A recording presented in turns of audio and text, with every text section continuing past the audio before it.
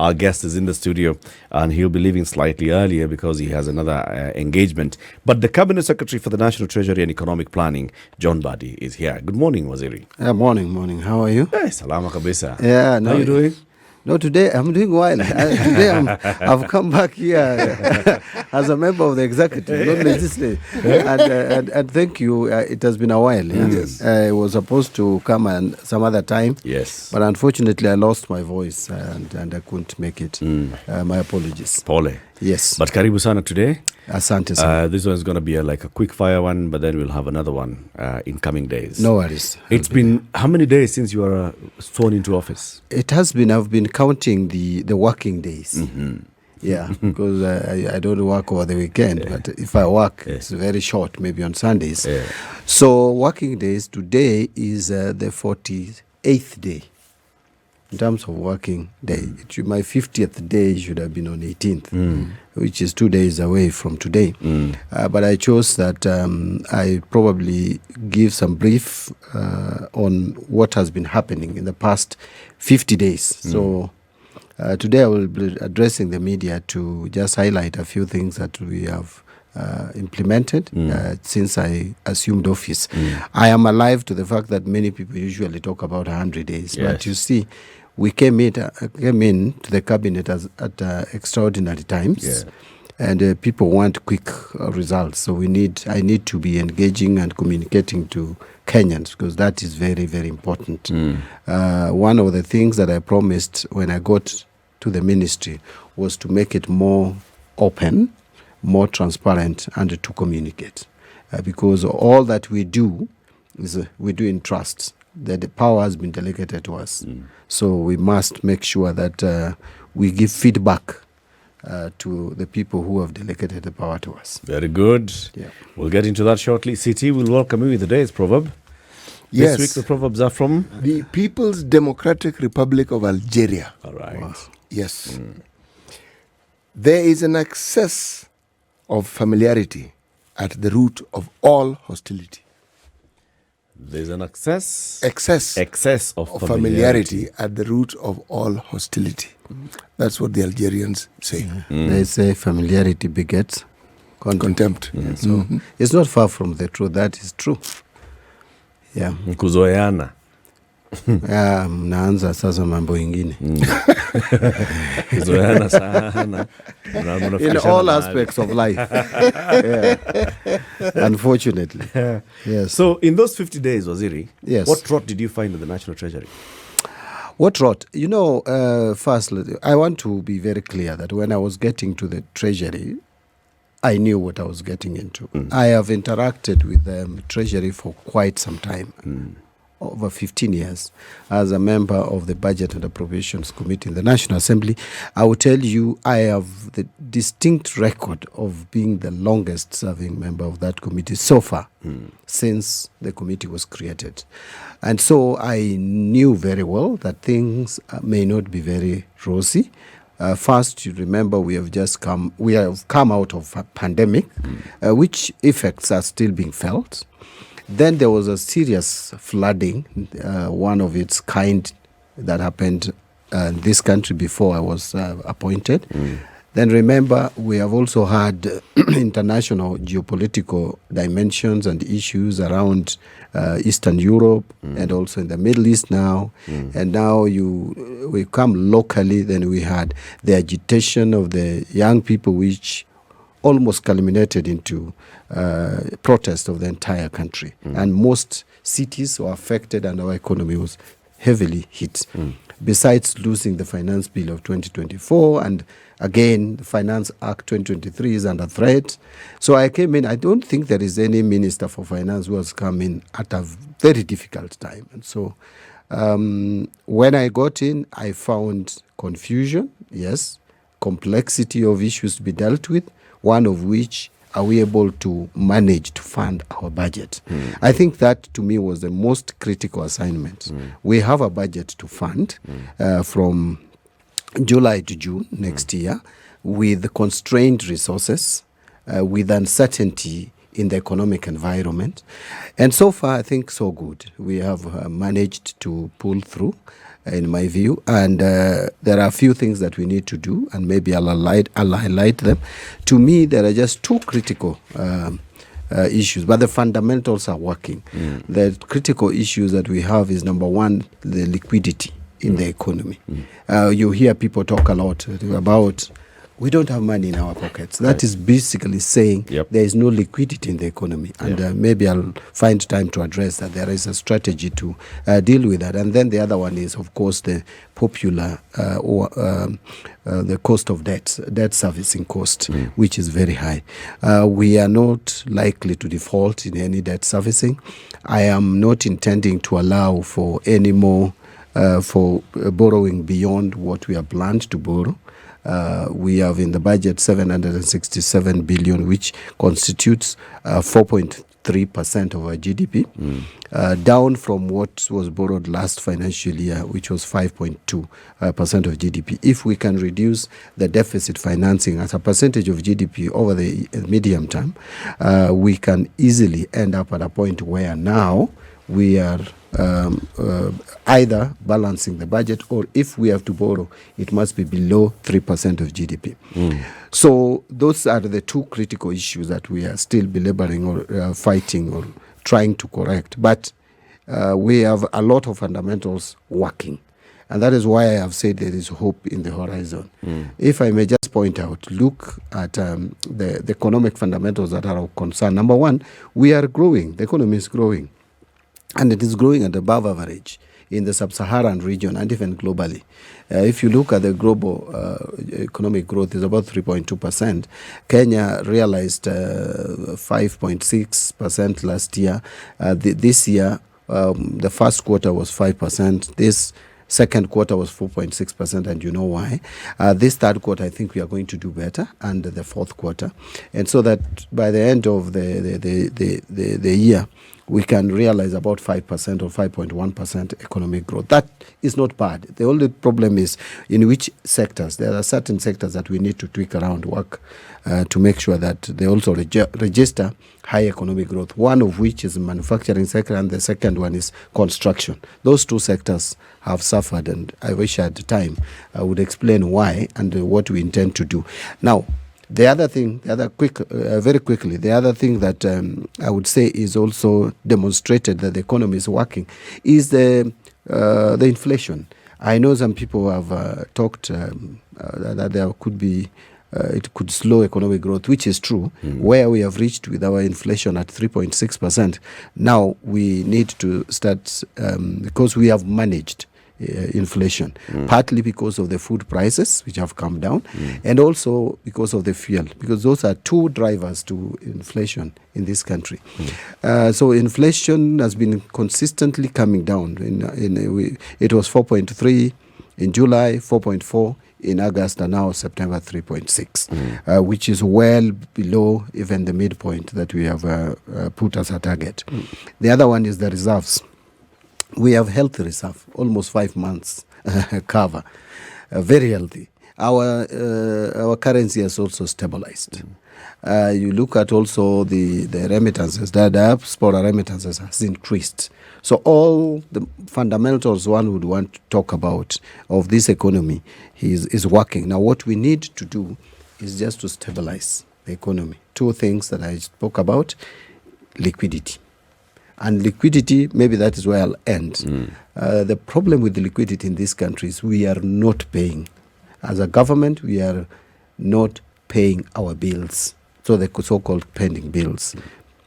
That we must look for ways of making sure that we pay the pending bills to bring liquidity back to the economy.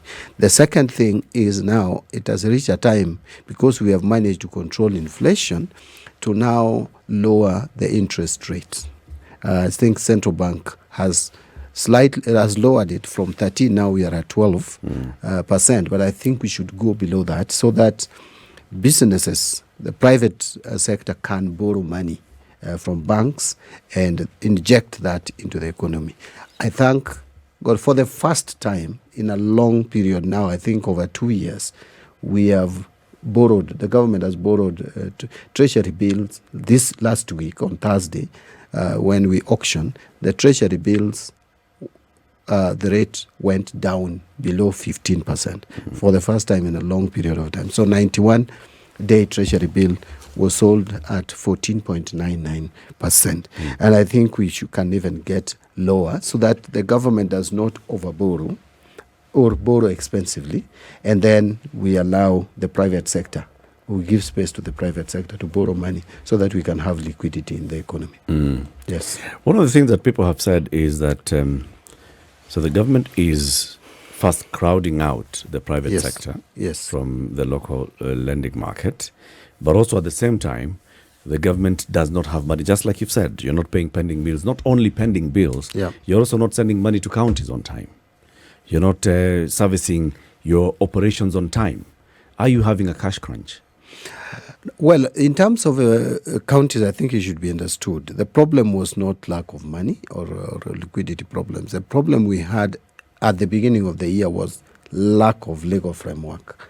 You remember the County Allocation of Revenue Act bill is still with the Senate and the National Assembly, and of course the revised division of revenue bill is also with the two houses. But I had to personally seek a legal opinion because there were two divided opinions. I personally believed we could transfer money to counties based on the regulations and the Supreme Court decision. But some some lawyers thought that would not be correct. And so to be very clear and to have some legal backing, I sought for legal opinion. I wrote a letter to the Attorney General who responded and said we could go ahead. And we paid the July allocation to the counties. The August allocation is likely to be paid this week. We agreed on that.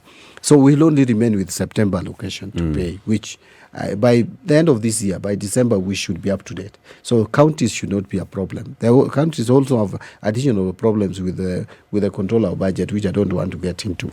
Now, in terms of, yes, we are borrowing so much and crowding out. Like today, we have, this year, we have planned to borrow 413 billion from domestically. Just the domestic market alone. Yeah, domestic market. The only solution to this is two. One, manage our expenditure, and two, which we are going to manage. In fact, I've been very clear that if we have to increase our expenditure, it should not be beyond 200 billion for this coming year. I know our budget review outlook is talking about 4.1 billion, up from 3.8 trillion, up from. But we are likely to contain that and only increase our expenditure by a modest amount in the coming year so that we control expenditure. On the revenue side, we are seriously working around Kenya Revenue Authority. We are putting a new system in place, which is being piloted as we speak, to see loopholes, especially on value-added tax. When you go to Luthuli Avenue, you will find two prices. You're told if you want to pay tax, you pay this. So we want to seal those loopholes. We are not going to punish anyone. There is also the issue of rental income. Most of us who are landlords don't pay rental income. The target, we are only collecting about 17 billion, but that sector has the potential of giving us 100 billion shillings. Then there is the personal income tax, PIT, which most professionals, we offer professional services, we rarely pay taxes as employed Kenyans do pay.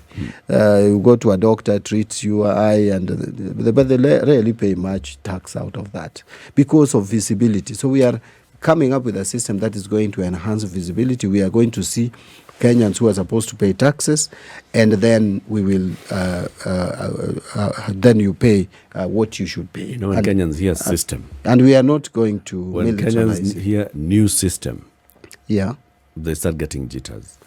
No, but new systems. New system, cost of new system. What comes with this new system? What does it mean? No, but systems will always be upgraded. We do it every day. True. KRA has had a system that is 10 years old. Technological advancement does not allow that.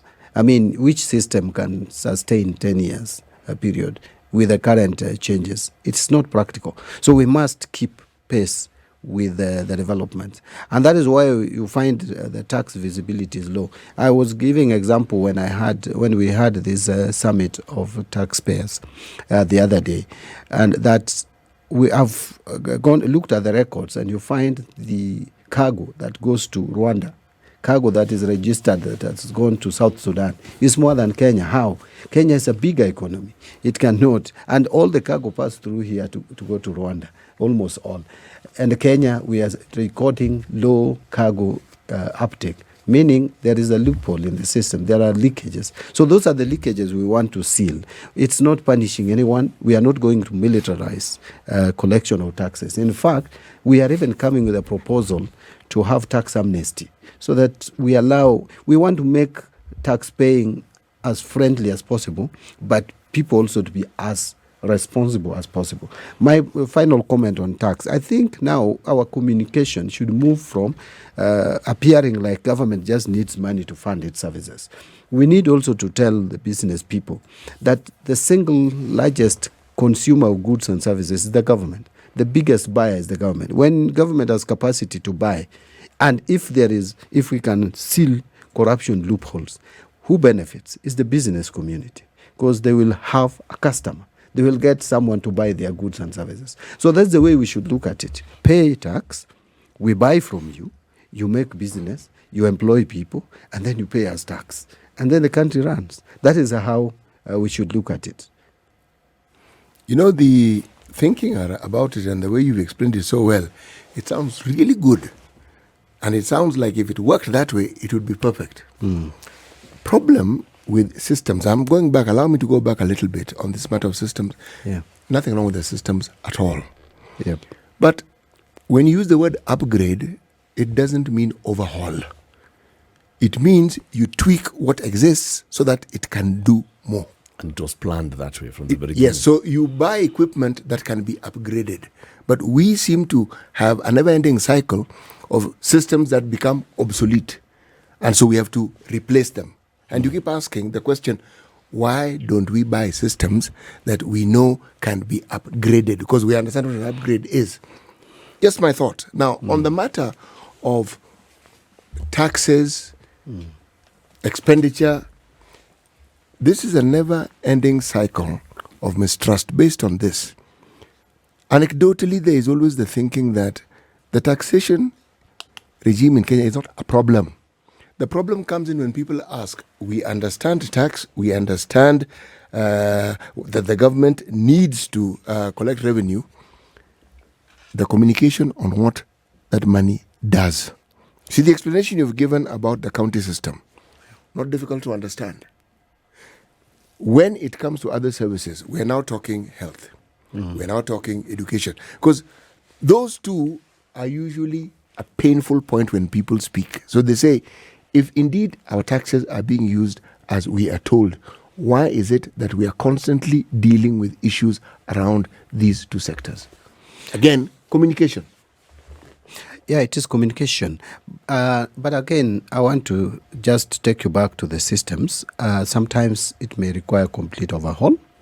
But I agree with you that we should have systems that would stand test of time, that would just be upgraded to save on costs.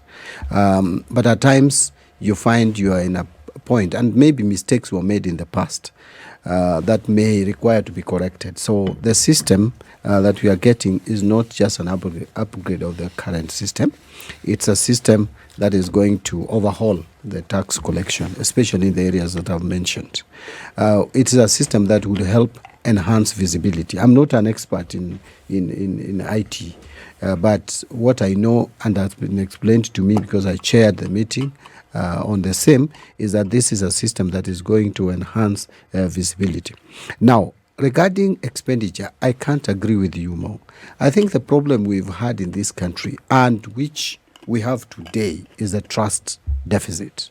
And the problem of expenditure management, spend management, is very critical. When I came to the ministry, and remember when I was being vetted, I was very clear that we need to have a procurement system, because that is where we lose money, procurement. We should have a procurement system that would automate from budgeting to the use of goods and services, end to end. Because what we have today is a broken system, where Part of it is automated. You reach a point, now it is manual, you get back to automation. We should have a system where if a money has been allocated in the budget, we should be able to track it, that it has come from the budget now to procurement. The money is there for goods and services to be procured, so that we also don't have this issue of bills not being paid. There is a budget, then there is a procurement, then the procurement should lead you to payment. Then payment should lead you to the actual use of goods and services. There should be a system that would track and demonstrate that goods and services have been used. Now, when I came in and I asked, where is this system? I'm told, oh, we are doing the procurement, but there is no budget, that the budget was removed. So how much was it? 560 million. Now, we stop a process. We fail to procure a system that would help us save billions because we don't have 560 million. I gave approval based on the powers that the Constitution has given the CS in charge of National Treasury to allow expenditure awaiting ratification by Parliament. So I signed off the 560 million so that we can have that system. The process is ongoing so that we can control expenditure, so that we can see the value for money. Kenyans pay taxes. They need to see value for money. And that is one of the reasons why there was agitation. Now, there are also other sectors that we are intending to target, especially the big consumers. And I'm happy, Muga, you have mentioned them. Education. It is an area that we are focused on, that we want to do proper audits of that, the money that we spend under education. From TSC, I engaged UNDP. I spoke with them. They are supposed to also help us do analysis of our systems, to do an appraisal, because that is an area they have competence globally on. And they said there is a country which I will not mention where they found the payroll had 17% ghost workers. And Kenya may even be worse. So we must have a system that would clean up our payroll system, more particularly education, TSC and the rest.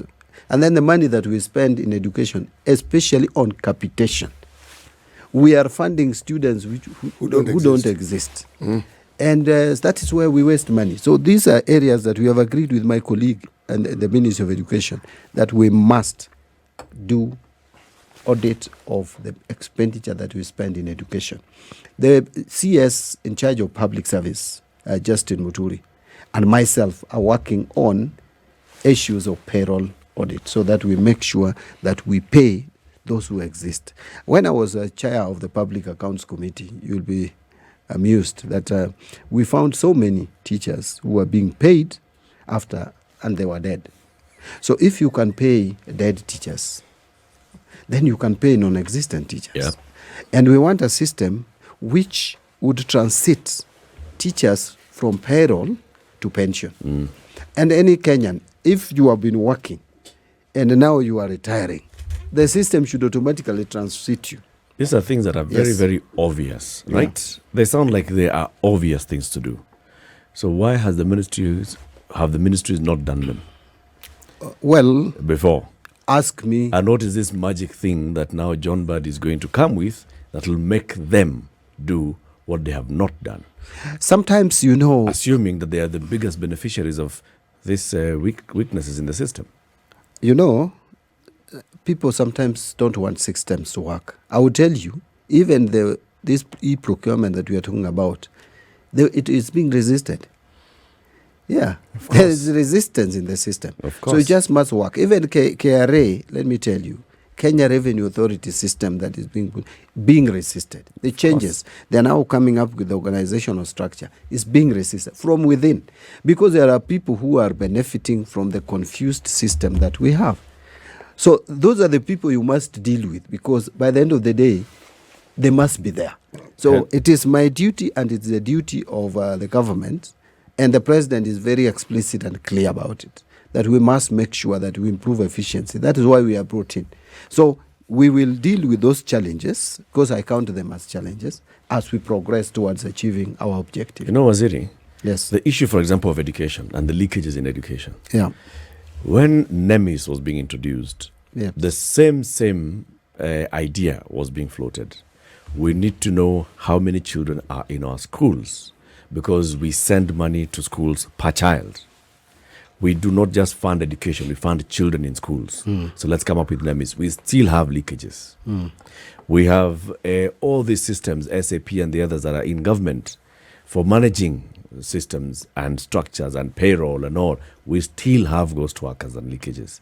These are deeply rooted problems, and the beneficiaries are very well seated in government. What will you do to remove them? We have had systemic problems which must be dealt with. NEMIS, I agree, and it is not a bad system. We just need to tweak it a bit to help us now solve. Because it has, people also find loopholes in the systems. So the system may be good, but you find loophole. That is why we need to continuously monitor and assess our systems. Regarding the people who come out as bottlenecks in terms of implementation, the best way to go about it, especially if it is in my ministry, would be to tell them that either you accept the change or you leave, because change must come. So if you cannot you cannot swim with us, then we will leave you behind to drown. It's just that simple. You mentioned something that I found very appealing when you talked about a system that tracks movements. You being a finance person know such systems exist, where from the initiation of a process, as it continues, yes, all those processes are attached to individuals who must or who must move something as it moves along until the very end, meaning it's actually circular. So you actually get to the beginning. And so if there's a problem, you can actually tell where the problem is. Yes. It's not complicated. Even if the system, we are told, fails or collapses, you can tell where it has failed and you can tell who is in charge. Yeah. I am assuming that the system you're speaking about already exists in the ministry that you head. So determining where the problem is not a problem, because the system itself will tell you where the problem is. Now, if indeed, and I'm hypothesizing, that is the case, Eric asked a question. Many of the people whom we speak of, not only have they been there for some time, but they've grown roots and they have associates. We call them in Kenya godfathers. And it becomes very difficult. Worst case scenario, from what we've seen in the past, is somebody gets transferred, not removed. Then a person who should actually exit completely from government is transferred. Are we saying that we can assure the citizens of Kenya that under your watch, the systems that we have and the work that they can do will be honored, and that these things, one will actually see progress, and with that progress, we will see the efficiency that you're saying is to be expected? Yeah, it is a collaborative effort of government, because you see, the Treasury is basically coordinating. My work is almost like the work of Prime Cabinet Secretary. You coordinate almost the entire government in a way, because there is no cabinet memo which will go to the cabinet without the signature of the CS, Treasury and Attorney General. There is no initiation of financing in this country without involvement of the Treasury. So you basically coordinate. Mine is to provide a system that would help us have efficiency and prudent use of resources. I also have, although it's not a very strong department, we need to strengthen it, the internal audit department to always continuously review the performance in line ministries. But it is a collaborative effort. I am putting in my effort to make sure that we have first a system that would help us cure some of the challenges that we face at the moment, where tendering process is manipulated to favor those who should be favored, in quote. Yeah. Now, once you have that system, those who are going to violate the system must be dealt with. And this dealing with must be within the human resource policy of the government. So if there is a weakness in that policy, then we need to look at that policy. Because what is the reason? If someone has embezzled funds, for example, how would you transfer such a person? If someone has knowingly, irregularly manipulated a procurement process, it is illegal, it is criminal. Such a person should even go to jail. Then there is no need to transfer. If our system allows transfer of funds, incompetence, corruption to other ministries, it is a wrong system. We must work to make sure that that is not done. If you have failed, the only thing where we can transfer you is maybe you have made a mistake of human error, or you have been somewhere for far too long. We need to transfer you because it is one of also internal control mechanisms. But if you have shown incompetence, there should be a way of disengaging with you. If you have shown that you are corrupt, in fact, we should take you to jail. All those things are there in law. Yes. The laws are clear on all those matters, in how public officers should behave, in ethics and anti-corruption, in Public Officer Ethics Act, in laws on anti-money laundering. Yes. All those laws are there in place, and they actually should be working. They are not working. You sound this morning like somebody who has gotten there, and because you've been on the outside for so long, you've been seeing the problems from afar. You've gone in and you've confirmed some of those things, and you've seen some of these things can easily be tweaked and switched. Yes. And so you have gone there and you said, we can actually reform this system. Is there anybody else, Mheshimiwa, who is speaking your language in the entire government? Is there anybody else who wants to reform things? To me, I think the communication is there right from the top. I've listened to my president very keenly from the time we were being sworn in. If you listen to his speech, he was very clear that we need to go in and make changes. He talked about us bringing a change, especially on the use of resources, the funds that we are allocated. Any CS has now a responsibility to make sure that that is implemented in your particular area, in your line ministry. So the tone is there. We have had a cabinet meeting once, full cabinet meeting, and it is the same. We had an induction, it is the same. The president has, there are days where I actually go to State House from Monday to Friday. At least I share with the president. So I know his thinking, and his thinking is aligned to my thinking. Okay. Who else? Well, that I'm asking that because we have the change of because we have heard this from the president, and I've said this even on this show before. When you listen to the president, you can hear him saying, "I want things to work." Yes. Okay. Yeah. And then you look at the things that are working, and you can see things not working. And you've gone in there and you found, yes, it's true.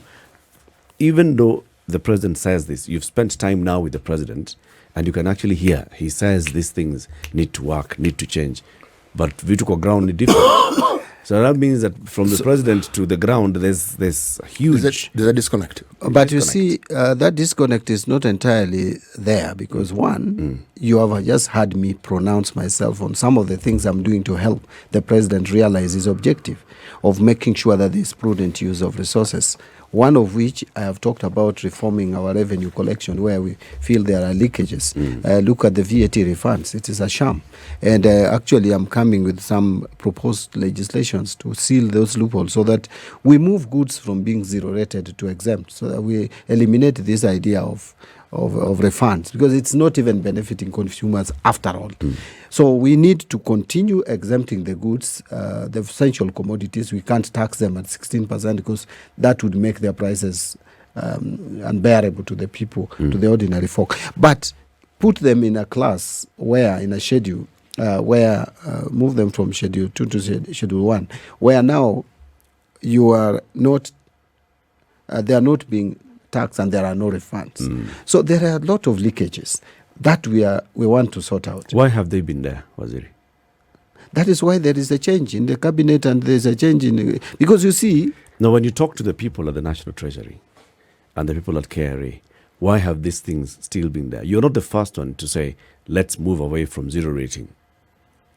So why has it still been the case? The zero-rated commodities, I will tell you the reason was simple, that we thought zero-rated commodities would even be much cheaper than exempt commodities. And actually they should. That is the truth. They should, because the seller would be allowed to claim the VAT you already paid. Yeah. But exempt, you don't claim. But now, that claim only goes first to the seller of goods. Yeah. The consumer, they rarely pass the benefit. Does not benefit. But the worst still is now the fictitious and fake claims. So that is why we need to reduce those zero-rated commodities. Because there will be, in fact, there is this talk. This is saying that those who have bakery shops, the bakery, they employ fewer bakers compared to accountants, because you don't really need to bake bread. You just need accountants with a pen to cook figures, and you go to KRA and get refunds. And say that you baked eggs. Yeah, so those are the things that we need to do away with. And I want to ask for the support of Kenyans. When we come with some of these proposals, they are good for us. Because when these loopholes are sealed, we still have the commodities exempted from tax. But at the same time, we now seal the loophole of these unscrupulous business people who take money from the government without offering any service or goods. Now, on the larger question of why there has been corruption in government, we all live in this country, and we know things have not been working. Things have not been working simply because there is no that goodwill to make things work.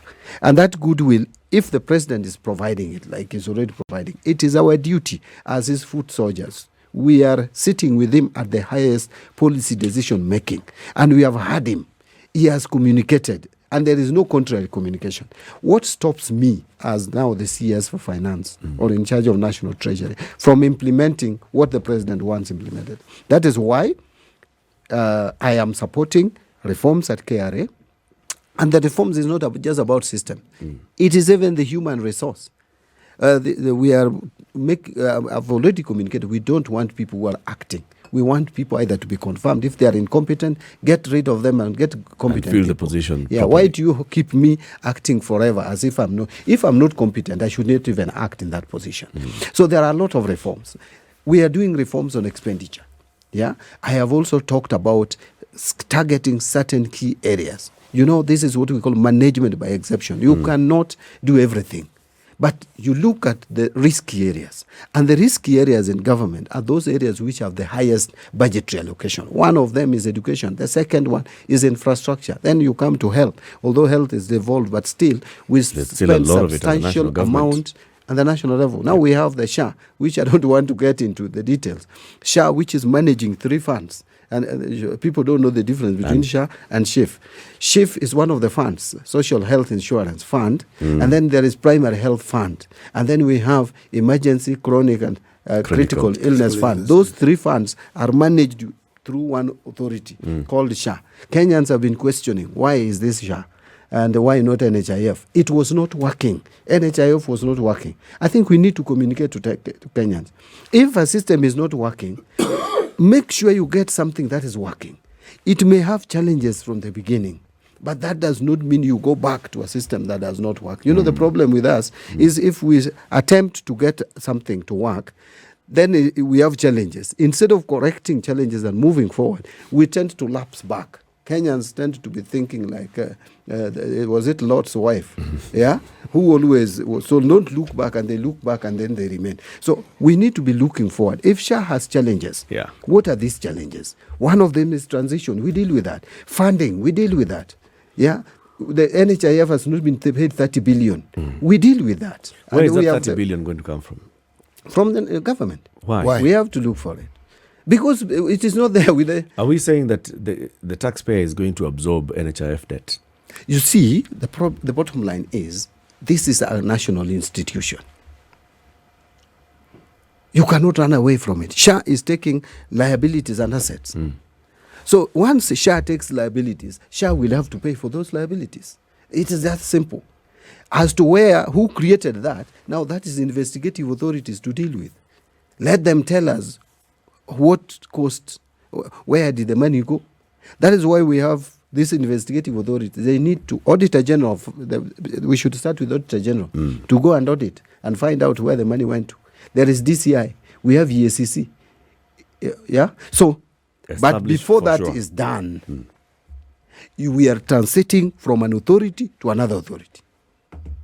An health insurance fund to a social health authority. When we are transiting also liabilities. I've got to ask this question we have to throw it in. The public-private partnerships. Yes, it's PPP. A big thing, and it's a way that this government is moving and moving very fast. Nothing happens without the say-so of the National Treasury, or at least the nod of the National Treasury. The PPP Directorate is under your ministry. That's correct. So now we have seen the Adani deal with power transmission. Yes. And there's, of course, the ongoing conversations around the Adani deal with the airports. Okay? Yeah. There are very many questions that are asked on the process, the procedure. You even went to Parliament to explain and to answer these questions. The one on power, what was everything ticked? Did it follow all due process up to the point of signing of the PPP deal with Adani? You see, this is a topic that may require another day. I come and just talk about PPP. I think Kenyans need to understand what PPP is all about, public-private partnerships. We haven't understood it, and I think government is largely to blame. We need to communicate to Kenyans and make them understand what it is we are doing. When you hear people say we are selling the airport, the truth is KAA has failed to run this airport. That is the truth, whether we like it or not. They cannot run the airport. Now they are making losses. So if you go across the world, most of the airports are managed through this kind of initiatives. They bring their money, so there's nothing like they're stealing from us. They bring their money, they do, and after they have done it, then they run it for a period of time. Now, the question should be, has it been done properly? Yep. And that is where the directorate under my ministry is involved. We are questioning these transactions too early, in my view, because you see, if you look at the airport one, the process was still at validation stage. I have, through my ministry, 2 departments. There is a committee, which we call the PPP committee, chaired by my principal secretary, Chris Kipto. That is the law. And then there is the directorate. They have played their role in all these processes. And actually, we have, in my contract performance contract, I have signed that we should be able to pull through 5 PPP projects this financial year, because that is the way to go. To finance major infrastructural investments in this country, we cannot do it through Exchequer. We don't have that money. We are using our money to pay debts, service debts. We are using our money to pay salaries. We are using our money to pay for certain critical social expenditures, which are very critical. Now, what is remaining cannot. And very few countries have actually financed construction or development of the airports through Exchequer. It is done through these kind of initiatives. Okay. Now, we need to support it. The Adani may not be the right person. If the process, the evaluation finds Adani is not the right, then we need to get someone else with the capacity to do it. But when I listen to people, sometimes I ask myself, so what is the worst that can happen to us with this Adani, especially for the airport? Okay. What is the worst? We are not giving them money. So they come. If they have corrupted some people in the system, the only problem is that the cost will be a little higher. So they will be. We have an there is an agreement with Adani that every year this is what you will keep giving. Yeah. And that money is more than the money that KAA makes. Yeah. And then the airport will be done. Yeah. And it will be efficient. Yeah. And it will make Kenya a competitive country in the region. Yes. It will remain the hub that it is. Yes. If that can come through whatever name you call that person. I think what is the problem? The issue, Waziri, yes, is always in the detail, right? Yes. Is in making sure that the person who's negotiating on behalf of Kenyans is negotiating with the best interests of Kenyans at heart, and Correct. making sure that you get the most value from your counterparty. If we are saying that we are improving our airport, make sure that then we are getting the best. Are we doing a new apron? Are we doing a new runway? Are we doing new? Are we expanding? Are we putting up new hotels, new facilities at the airport? At what point are we putting them? How shall that help us as a country and the airport to make more money? How much will it all cost? How much do we owe you? If we are only going to do 2 runways, and then the cost is going to be X times 5, the taxpayers will have to find ways of paying that. That is exactly what actually I've been saying. And that's why the public is concerned that we do not have visibility in what is being discussed. Thank you. Now, I agree with you, and I think I have now hardly 2-3 minutes. Yes. You see, if you look, the problem is that we have not been communicating to Kenyans. And I think that especially the contracting authorities, because there is what we call contracting authority under PPP, which for JKIA is KAA. Through the line ministry, needs to communicate better. This one of energy, we need to communicate. You see, I have looked at the documentation around this Adani and the airport. All the questions that Kenyans are raising have been raised by the PPP committee. 22 issues raised. A lot of it is around the costing, a lot of it around staff. Yeah, how are we going to transit the staff of the Kenya Airports Authority working at the JKIA, and many other issues on sharing of revenue, even in terms of returns. As there was a proposal, IRR was reduced from 18 to 16% through this committee. So there's still negotiation. The only thing is that Kenyans, I think, feel that we did not communicate. It was being done in a secret manner. But you see, the government is also arguing, and I belong to government, and our argument has been that we had not reached a point where it was necessary to communicate with the public. Okay, because, final question. Yes. Because you still have your 2 minutes. On the debt, you said debt servicing cost is one of the things that you are really looking at and controlling. Yes. What's our current debt? Our current debt is in the region of 10.6 trillion. Okay. 10.8 trillion. You know, it also depends on our currency. Because you see, there is a 50%, about 49% of the debt is external debt, 48%. So we have that debt. The problem is not the stock of debt, if you ask me. The problem today is the cost of that debt. Yeah. So any debt, so the starting point, every country will have a debt. Make no mistake. The starting point should be controlling the cost of the new debt. Because you can do very little about the old debt. Now, the new debt, the only way to control the cost of the new debt is revenue mobilization so that we borrow less. And 2, prudent expenditure, we borrow less. 3, when we borrow, we should borrow cheaply. And that is why I said we are working on lowering the interest rates. Last week, I said, for 2 years now, we have never borrowed Treasury bills, which are the short-term borrowing domestically, at below 15%. There was a time it went all the way to 18%. Yep. Now, last week, it was at 14.9%. We need to work on making sure it comes down. And that will be done through 2 things. 1, there is the monetary policy of the central bank, which we are discussing with the governor. You know, someone with experience, he has worked at the PS at the Treasury, he knows what we are talking about. And also 2 is to manage our appetite for gold and send the right signal to the economy.